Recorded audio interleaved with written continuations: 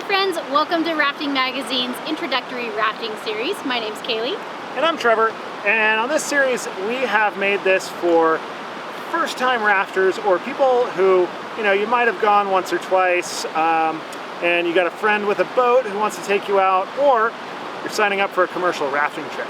So if you're going with a company, this is kind of what you're going to expect, whether you're going from a company or with some friends out on a raft. So we have a few things here, and to start it off, we have a raft. So the raft has several parts to it. We have an outer hull here. This is the part that you sit on. We also have our thwarts. So these are the parts that you don't sit on. The thwarts are designed to prevent the boat from squishing together and making us into a big taco. Now, some people will end up sitting on the thwarts. You don't want to do this, because if Kaylee's sitting on the thwart and I'm sitting on the thwart, when the boat hits a rock, the thwart does this, and Kaylee and I do this, and we go flying out of the boat. So, on this boat, we're going to be sitting on the colored part of the boat. Also, any modern raft you're going to be in is going to have an inflatable floor. So, the inflatable floor is designed to provide extra flotation and to prevent squishing your little toes against all the rocks that we're going to be going over while we're out boating. Now we got a couple other things here that you're going to get when you're rafting, and one of them is going to be a paddle. So the whole point of paddles is to get us down the river. We have these lovely paddles. They have three parts to them. They have the T-grip, they have the shaft, and they have the blade. So the part you hold on to is the T-grip. You always want to hold on to this part. We have a little joke in rafting. It's called summer teeth. If you're flopping around the boat and then this thing starts going like this, all of a sudden, wham! Kaylee gets summer teeth. Some are in her mouth, some are in the boat, some are in the river, some are wedged into the paddle. So, we want to avoid summer teeth if at all possible. One of the next items you are going to get is going to be a personal flotation device. Now I got my PFD on. This is a very common type of PFD. Again, we don't call them life jackets. They're not designed to save your life. They're designed as a flotation or buoyancy aid. So that's why we call it PFD, personal flotation device. If you're going with a whitewater rafting company, you're probably going to get something very similar to this PFD. Most of them are kind of 4-buckle designs. So you've got all of these buckles down the front, and the bottom one being the most important. So you want to clip this on, make sure it's tight, and if you're going with a whitewater rafting company, the guides are going to help you with this. So they're there to make sure that you are taken care of. They're going to tighten down these PFDs, and it's really important to have this bottom buckle catch the rib cage. Now, with certain body shapes and body types, it may be a little bit more difficult, so you want to talk to your guide about that. Sometimes you might need a crotch strap, where you take the strap and it goes through your legs. That happens on trips, and it's totally okay. It keeps the PFD on you, and that's what you want. You want to make sure that that PFD is not going to ride up and it's not going to fall off your body. So we're going to buckle up all 4 buckles, making sure that this bottom buckle is buckled. And as we look at it, we've got some straps on the side here. So we're going to tighten those down. And if you're going with a guide, make sure that you have a guide or someone else check you just to make sure that it's tight. And we have a little joke in rafting: if you can complain about how tight it is, then you're still breathing, so you're good to go. Now, let's look at the next piece of gear you're going to get: helmet. All right, the next thing you want to have is a helmet. So anytime you're on a river that's going to have a whitewater rating, we want to have a helmet to help protect our heads against rocks, or most importantly, other people in the boat. Paddles fly around, people fly around, all kinds of stuff flies around, so you don't want to take a hit to your head and get all beat up. So we want to make sure we're wearing our helmets and make sure you're protected. Next, there's a couple things that you'll want to bring with you on it, and these are kind of items of personal gear, we would call them. One of them are shoes that'll stay on your feet.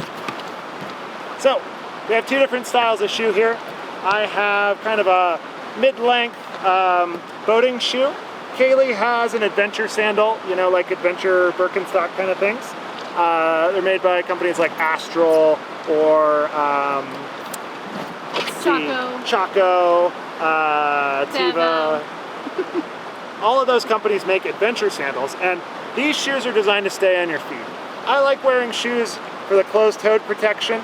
But if it's a hot day or you're spending a long time on the river, you might like some adventure sandals like Kailee has, just so that your feet don't get all soggy and gross at the end of the day. But I like to run around, jump around on rocks, and smash my foot on stuff. So something you want to bring, shoes that'll stay on your feet.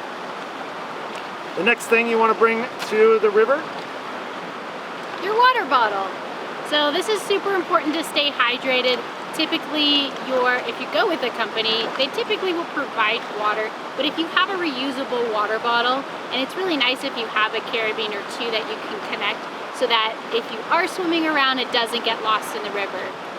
But a personal water bottle is a great thing to bring to stay hydrated and keep away headaches when it is hot outside. The next thing you want to bring, sweet pair of shades. So, these sunglasses are going to protect your eyes from any damage from the sun.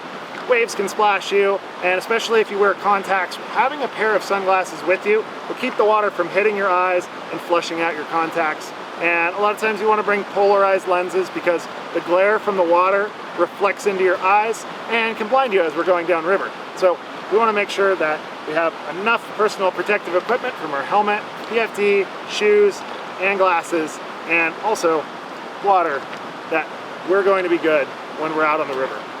The next thing we might bring is sunscreen or some sort of sun protection. A lot of times when we're out boating, the sun is a big deal. Most people are out in the summertime. If you do get kind of out into the shoulder season, there's other pieces of gear that you can wear. Different jackets that are designed to prevent water from splashing on you and keeping you cold.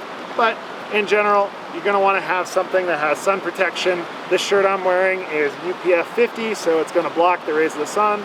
I don't need to put sunscreen and a bunch of chemicals on my skin. If you don't like that sort of thing, have a long sleeve shirt. It'll get wet, and it could keep you cool when it's super hot.